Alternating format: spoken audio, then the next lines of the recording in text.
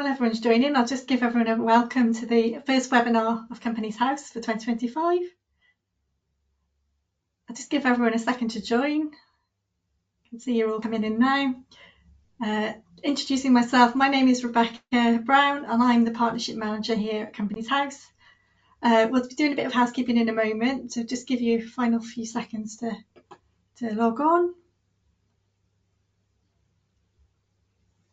So today we've been lucky to be joined by the business support team experts and the KIC experts. They're all in the background here waiting for your questions. So if you have any questions about KIC or the business support team and how they can help, please feel free to, throughout the presentation, add them to the chat box. I'll explain more about that in a moment, how you can do that. Just to inform you, please keep the questions general, as we can't go into any details on any specific cases online, and to keep any of your personal data private and not put them in the question box. Thank you. So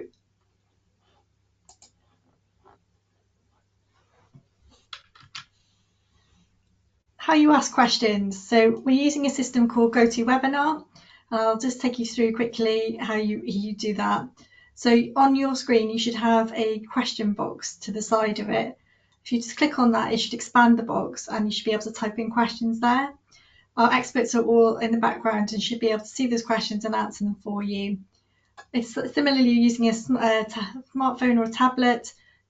Just click on that question mark on the screen and we should be able to see it. Just to give that a try before we start, if you want to add anything into the box now, so for example, where you are from today. So I'm based in a very sunny Cardiff actually, and my colleagues are dotted all over the country. So we want to give that a go.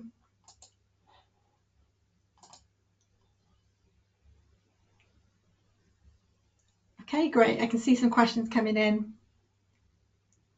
Perfect.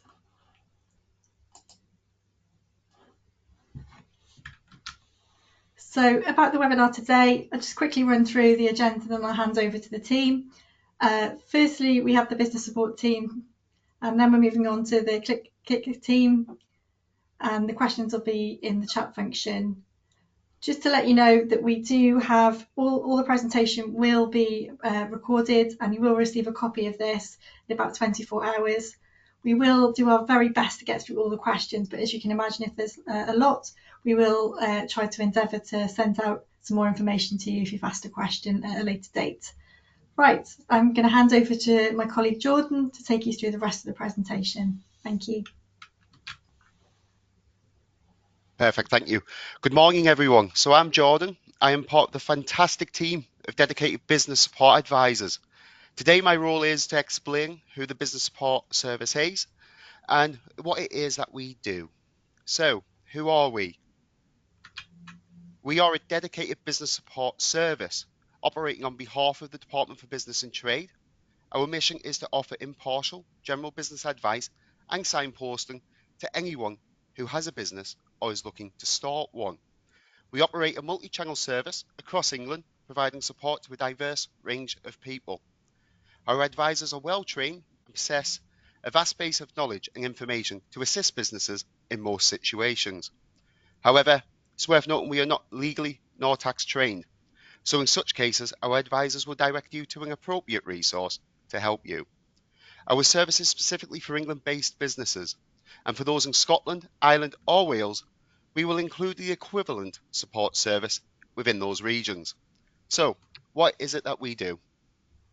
Our service supports a wide variety of individuals, from those looking to start a business for the first time or needing general business advice, to long-term trading businesses that may have encountered recent difficulties. Our advisors are equipped to provide support in most cases. Throughout the webinar, our colleagues are available to assist by answering any questions within the chat. So, how can we help? We can help with a range of subject matters, including business planning, for instance. We provide resources such as standard templates and a general overview of what a business plan is. We can help with legal structures. We offer overviews of legal structures such as a limited company, sole trader, partnerships, and if applicable, social enterprises and charities. While we cannot advise which structure you should choose, we provide information and resources to help you make informed decisions. We can also signpost to support programs, whether they be national or local support programs that may include mentoring, one-to-one business support, marketing, and more. There's also the element of finance, which is one of our most popular questions, and we can direct you to government-backed financial resources such as loans and grants that you may qualify for. It is worth noting that we are not finance providers ourselves, however. And then there's also the reliable information. We provide information from trusted sources, paired with a free, impartial guidance from our advisors. We don't point you to biased information or sell you expensive services. You can use our service as often as you like as well. So what else can we help with? In addition to the aforementioned areas, we can offer advice on and information on how tax works, regulations and legislation you may need to follow for your business, employing staff, trademarking and intellectual property, as well as importing and exporting goods and services within other countries. It is worth noting that our business support advisors are not trained accountants or legal professionals, so we are unable to provide legal advice or personal tax related advice. However, we will look to see what localized professional advice is available to you. We want businesses to succeed, and using our diagnostic approach, our trained advisors can understand where you are in your business journey and how best to advise you moving forward by pointing you to the right resources. Let's move on to a couple of examples on how we have helped people previously. So, we recently assisted a health and wellness business looking to start trading and needing some general business startup advice and guidance. During our discussion, we covered several key areas to help them get started. Firstly, we discussed various types of insurances that might be necessary, including professional indemnity, public liability, as well as product liability. These insurances are crucial to protecting the business against potential risks and liabilities. Next, we explored different legal trading statuses available. Given the customer had some social objectives, we also discussed options for social structures, such as charitable companies, community interest companies, and charities. This helped the customer understand the best structure to align with their social goals. We then highlighted local support organisations that can assist with both traditional and social enterprises, providing valuable resources and guidance at both local as well as national levels. And then finally, we provided business planning and financial forecasting templates. These tools will enable the customer to start creating a comprehensive working document essential for planning and managing their business effectively. And then the second example that we have, we recently assisted a trading education provider looking to start a business, seeking general business startup advice, funding options, and legal guidance. Our discussion covered several important areas again. So firstly, we addressed key legislative requirements such as GDPR, cybersecurity, as well as safeguarding, along with other relevant legislation that may impact the business. We signposted the customer to the business companion and lawyers for your business, as these organisations are better equipped to provide specialist support in these areas. Next, we explored various local and national finance options, including specialist funding for trading providers. We referred the customer to resources such as Business Finance Support Finder, British Business Bank Finance Hub, and Grant Finder to help identify potential funding options. And then finally, we provided that business planning and financial forecasting templates. These tools will enable the customer to start creating that comprehensive working document essential for planning and managing their business effectively. So, what is the support process? Firstly, you would contact our service. This could be by one of the multi-channels that we use, and you will be greeted by one of our advisors who will need to take some information to create a customer record.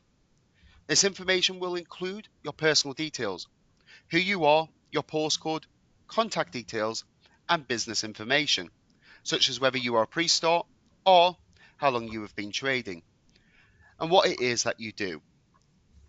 The advisor will then arrange an appointment with a business support advisor, which can be done via telephone or Microsoft Teams. The next step is you will have that one-to-one appointment. Our business support advisor will contact you either via telephone or Microsoft Teams. They will carry out some general questioning to understand where you are and how best they can help. They will answer any questions you have to the best of their knowledge, but where they may not be able to answer those questions, they will signpost you to a relevant source to which you can gain those answers. And then finally, you will get an email with the resources discussed. So after the call, the advisor will write up the email. That will also include an action plan. This email will contain information discussed, as well as all relevant links to those resources mentioned. And then, how can you get in touch? If you feel our service would support you on your journey, then do get in touch using one of the methods on your screen now. I want to thank you for your time today, and I will now hand over to Beatrice from the CIC regulator. Thank you, Jordan. Hello, everyone. My name is Beatrice, and I work for the CIC Regulator's Office. Thank you for joining us. In today's session, I will be guiding you through the process of setting up a community interest company, or CIC, as we call them for short. We will begin with a short introduction of what the CIC Regulator's Office is and what we are responsible for. Throughout this webinar, we will cover several important topics, including how to submit an application to incorporate a CIC, the conversion process if you are converting from another business structure, and other essential considerations to keep in mind as you embark on this journey. Whether you're just exploring the idea of starting a CIC or are ready to take the next steps, I hope this session will provide you with valuable insights and some practical information. Before we dive in, I'd like to remind you that there will be an opportunity for questions throughout the session via the chat service. Please feel free to ask any questions you may have, and members of our team will respond. At the end of the webinar, a link to the recording will be available to watch back at a later date, and a copy of the handouts of the presentation will also be made available. To give you a better insight into who we are, let me introduce the dynamic team that we have. The CIC Regulator's Office consists of the regulator, the deputy regulator, a team manager, and a dedicated group of 7 case managers, including myself, who are all ready to support you. We operate from our welcoming offices in Cardiff and Belfast and are passionate about helping community interest companies succeed. First and foremost, we are responsible for considering your applications to become a CIC. We also work alongside the registrar in Companies House, informing them of successful applications so that they can issue your certificates of incorporation. But our role doesn't stop there. We're also here to provide guidance to existing and aspiring CICs. We investigate complaints and take appropriate actions where necessary, and we carry out light touch regulations of CICs. Now that we've covered our responsibilities, let's move on to a core topic of today's webinar, which is understanding what a CIC actually is. A CIC is fundamentally a type of limited company that is required to comply with both company law and CIC legislation. A CIC, like any ordinary limited company, can choose to be either limited by shares or limited by guarantee. It also has the flexibility to operate as either a private or public limited company. It's important for you to carefully consider these options before setting up the company to ensure that you choose the right business structure that aligns with your goals.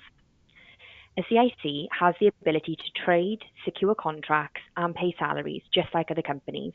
However, what truly sets them apart is their commitment to a social purpose. They are designed to benefit the community and are regulated to ensure that they stay true to their social objectives.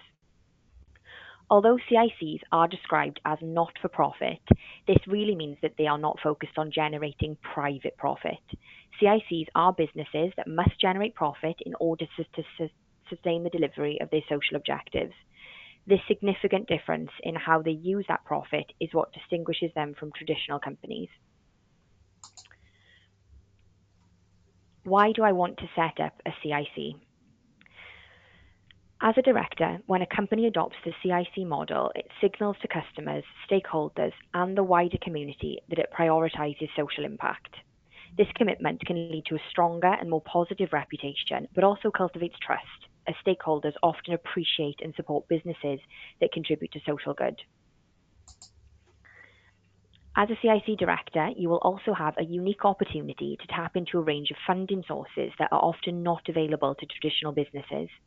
This includes targeted grants that are designed specifically for social enterprises. These types of funding could be the catalyst for turning your aspirations for the CIC into tangible outcomes. Why do I want to use a CIC?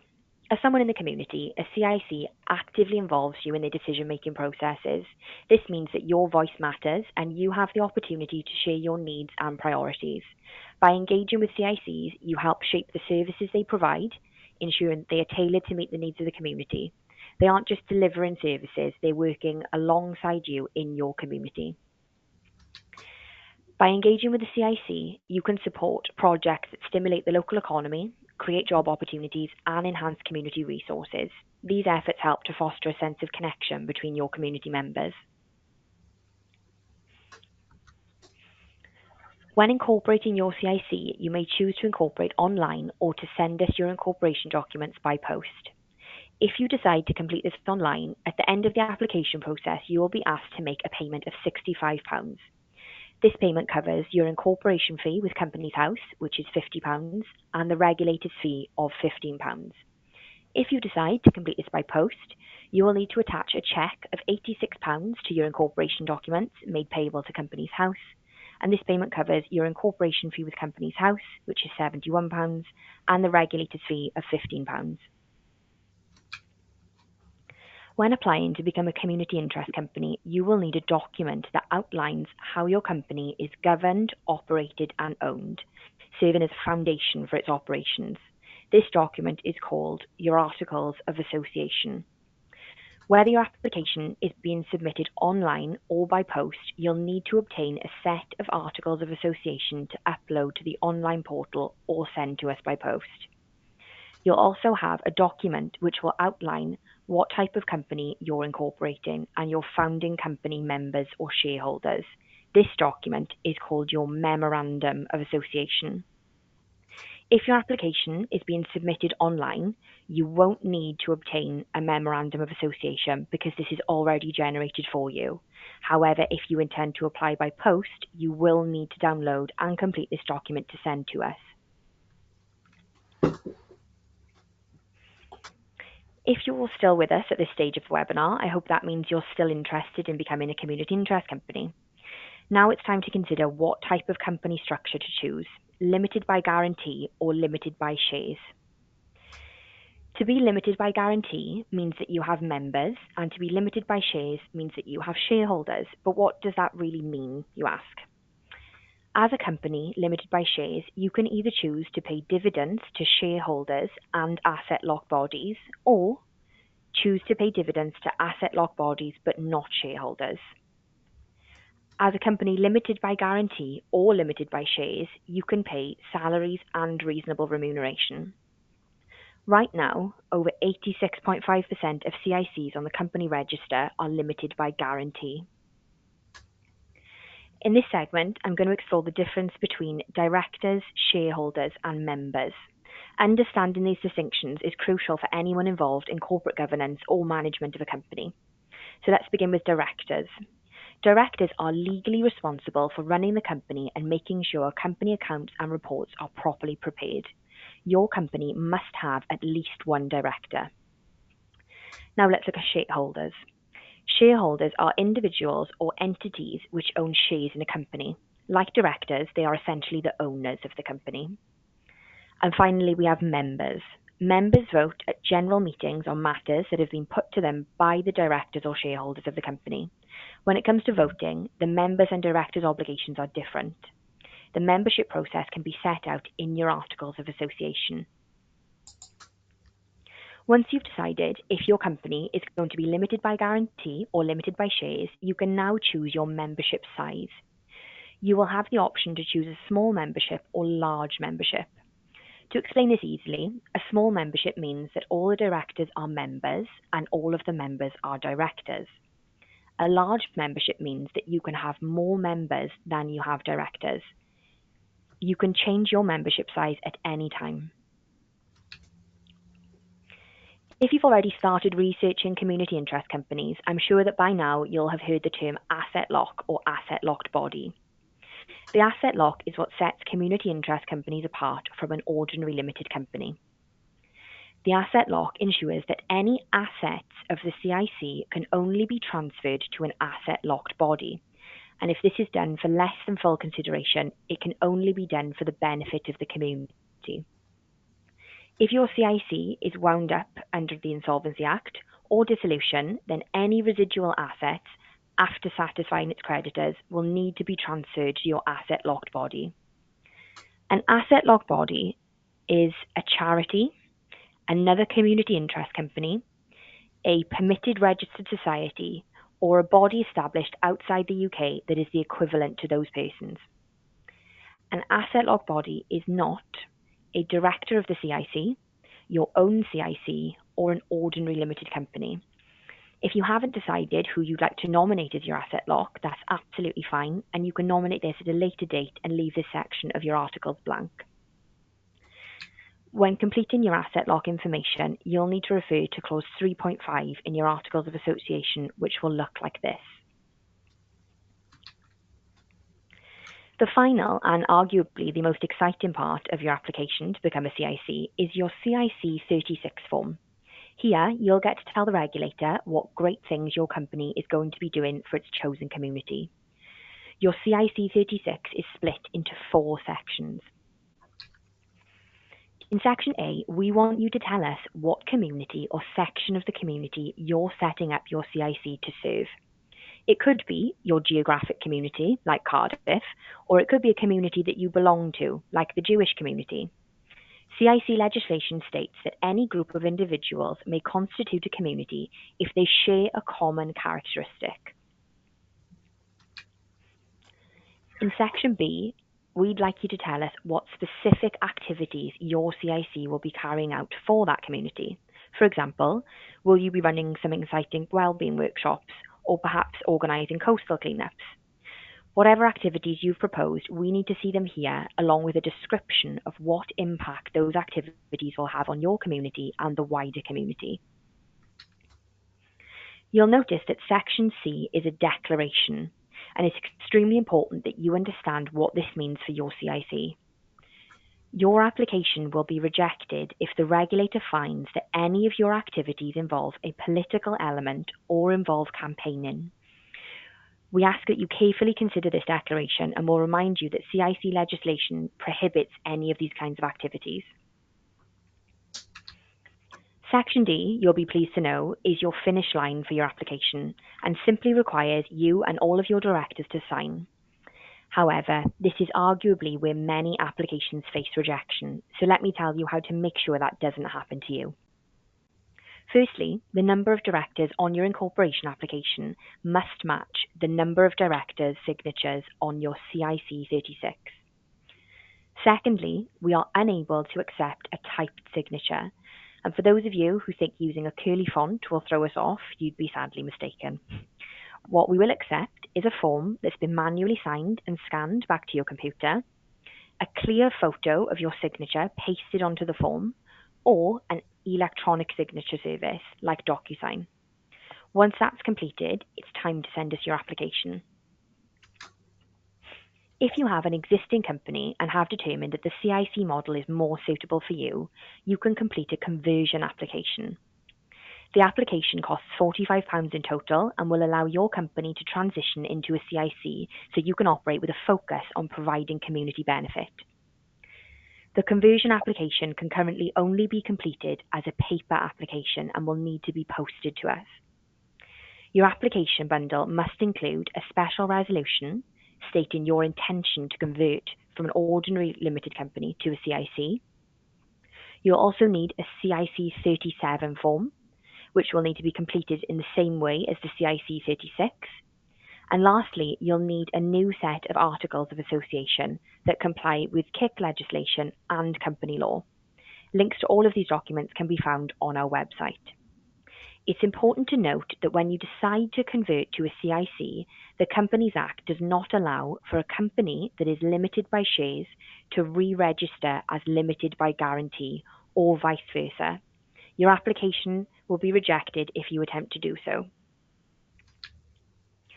We really want you to get your application accepted the first time, so here are some of our most common reasons for application rejections, starting with readability. The documentation you submit, once accepted, will be placed on the public register, so for that reason it's really important that they're legible. Before you upload your documents, make sure all the text is visible and hasn't been distorted, and make sure that there are no shaded areas or we can't accept your documents. With that, it's also important that you're attaching the right documents. We know that by the time you're uploading, you're eager to finish your application, but this often means that you may have overlooked the files you're uploading and have in fact uploaded a completely unrelated document, which we'll have to reject. Take a little bit extra time to make sure you've chosen the right files. Today, we've previously discussed your asset lock nomination and who this can and cannot be. If you've nominated a director of the CIC, your own CIC, or an ordinary limited company, your application will be rejected. And finally, when downloading your Articles of Association, you will note that several clauses are highlighted in red. These clauses are statutory clauses and under no circumstances can be removed, amended, or changed in any way. You may amend or remove any other clauses, but doing so to those in red will result in your application being rejected. It is important to remember that a CIC is still a limited company and has to comply with both company law and CIC legislation. Therefore, all applications are processed by both our office and Companies House as part of a two-part one application process. Both the Regulator's Office and Companies House look at all applications and both teams must approve the application or conversion in order for it to be successful. Depending on how you have applied for the CIC status, notifications for both acceptances or rejections of applications are issued in the same format they were submitted. For example, if you submit an online application, you will receive a notification through email, and if you submit your application through post, you will receive an outcome via a letter. We've now covered the essential steps and considerations involved in the process of both setting up and converting to a CIC. Before we bring the webinar to a close, I'd like to explore the advice and support we can provide to assist you in successfully launching and managing your CIC. I mentioned at the start of the webinar that we have a team of case managers dedicated to supporting your CICs. The Regulator's Office provides guidance on topics such as CIC 36 and 37 forms, CIC statutory clauses in your Articles of Association, special resolutions for changes to your CIC, annual CIC 34 reports, CIC 53s for the transfer of assets, and complaints about CICs. We aren't able to offer legal advice on individual issues, and in many cases, it may be for your business to seek your own professional legal advice. You can contact our office by email at cicregulator@companieshouse.gov.uk, or you can call us on 029 2150 7420. As mentioned previously, as KICs are also governed by company law, there are often times when our office receives queries on matters which do not fall within the remit of the Regulator's Office. For example, these are Articles of Association clauses, annual account submissions, changes to directors and directors' details, changes to company addresses, company names, corporate governance including directors' roles, dissolutions, online incorporation services for CICs, and online account services for CICs. You can contact Companies House by email at inquiries@companieshouse.gov.uk or call them on 0303 1234 500. Earlier on in today's webinar, Jordan from Business Support Services talked to us about some of the services, general business advice and signposting which is available at any point in your business journey. This includes business planning, legal structures, finding localised and national support schemes, signposting you to relevant funding options, and in-depth discussions as often as you need them. You can contact Business Support Services by email at inquiries@businesssupportservice.co.uk or by phone at 0800 998 1098. That brings us to the end of today's webinar. Thank you for taking the time to attend this session, and we hope that the information and guidance provided has been beneficial and informative. If you were thinking about starting a CIC or converting to one, we hope that the information provided today has prepared you to take that next step. Thank you. Thank you, everyone. Thank you for all your input. I'm bringing this meeting to a close. Thank you.